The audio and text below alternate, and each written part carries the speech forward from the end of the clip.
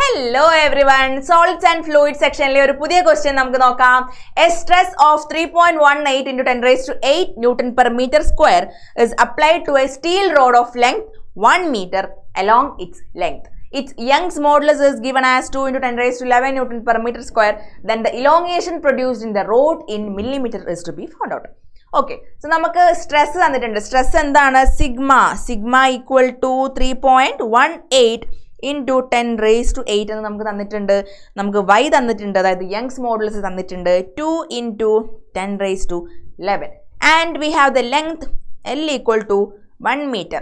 Okay, നമ്മളോട് ചോദിച്ചേക്കുന്നത് elongation produce in the rod in millimetre ആണ്. അപ്പോൾ length equal to 1000 mm and we have to find delta L, change produced in the original length അല്ലേ? Okay, നമുക്കറിയാം എന്താണ് y, young's modulus എന്താണ്, ആ relation എങ്ങനെയാണ്? നമ്മൾ സ്ട്രെസ് ബൈ സ്ട്രെയിൻ എന്ന റിലേഷനിലാണ് നമ്മൾ എഴുതുന്നത് അല്ലേ? y equal to stress by strain അല്ലേ? From this we can find strain അല്ലേ? നമുക്ക് സ്ട്രെസ് തന്നിട്ടുണ്ട്, സിഗ്മ തന്നിട്ടുണ്ട് and we have the y, young's modulus. So strain will be equal to sigma by y, or that is equal to 3.18 into 10 raised to 8 by 2 into 10 raised to 11. That will be getting 1.59 into 10 raised to minus 3. ഇതാണ് നമുക്ക് കിട്ടുന്ന strain എന്ന് പറയുന്നത്. And നമുക്കറിയാം four elongation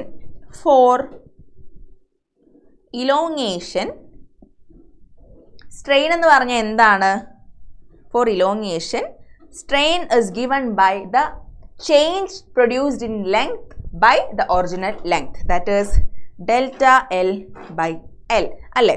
ഇതിന് നമുക്ക് എന്ത് എഴുതാം? Delta L can be written as strain into original length അല്ലേ? സോ നമുക്ക് കിട്ടിയേക്കുന്ന സ്ട്രെയിൻ എത്രയാണ്? 1.59 into 10 raised to minus 3 into നമ്മുടെ ലെങ്ത് എത്രയാണ്? that is 1000 millimeter. Okay, by sorting this we will be getting the answer as 1.59 mm.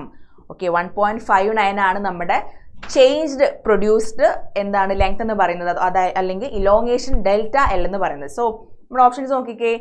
Option D 1.59 is the right answer. Okay.